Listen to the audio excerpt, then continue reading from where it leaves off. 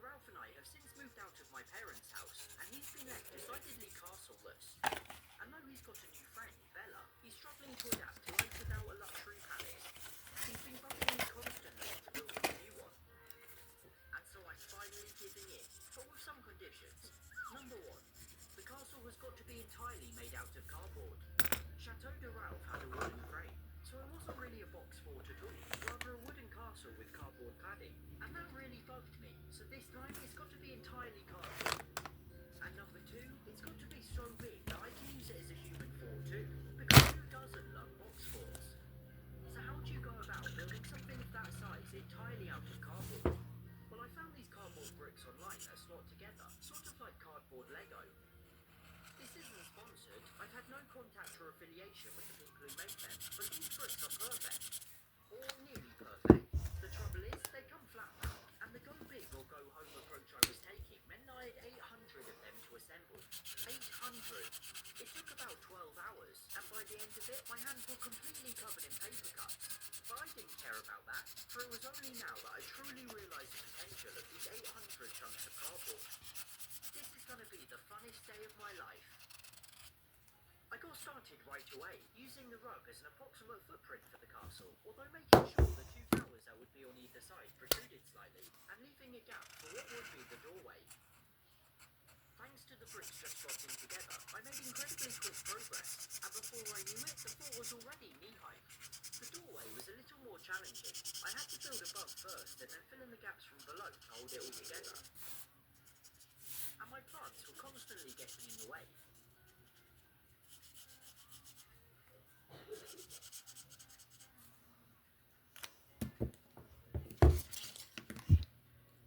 Soon it got tall enough that I could only just climb over the walls. It was time to test out the doorway.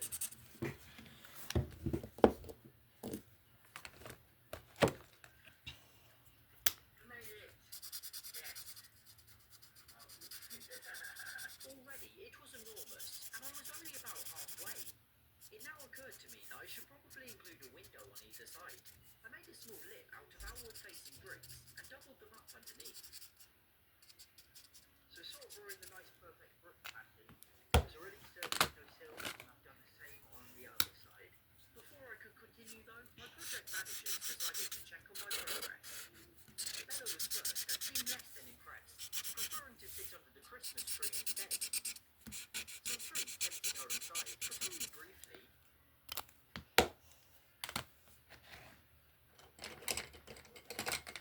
Ralph, however, was much more approving, gladly hoovering up the treats Bella had left behind. He sat down for a minute or two, inspecting my building work, before joining Bella back on the bed. And so I wasted no time getting to work on the rest of the castle. So that's it, we used up all the ordinary sized bricks. It's looking pretty good. This is me stood on my tiptoes, so it's actually slightly taller than me. And then each tower, well, they're quite a lot taller than me. There you go, from the outside it's enormous. Can't even fit it all in one shot. That's huge. Obviously I know this is the size of my living room, but this is the first time I'm really getting that realisation. So after using up all the regular sized bricks, next I use the single bricks to create battlements. That little square pattern often she returns and has a little sit, completely ignoring the castle once more, before disappearing back upstairs. Ralph, however, spends most of the night in the castle.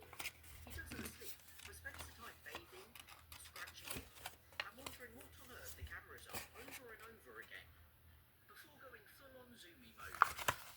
Still, he remained indifferent to the lights, and then this happened. Bella, you're supposed to be scratching your... Okay, this gadget is definitely more for me. I mean, how spectacular is this footage? We've got some really sweet birds, plus this giant round pigeon. Meow. Then left. Bella was certainly curious, chirping and chattering away. But that was the extent of her interest. It's very hard to impress today with her.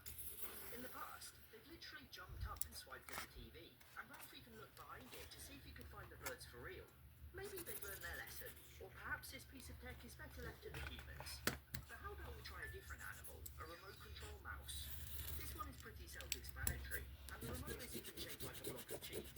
It caught Bella's attention straight away, but definitely frightened her when it scuttled towards her paws. The cats never used it, not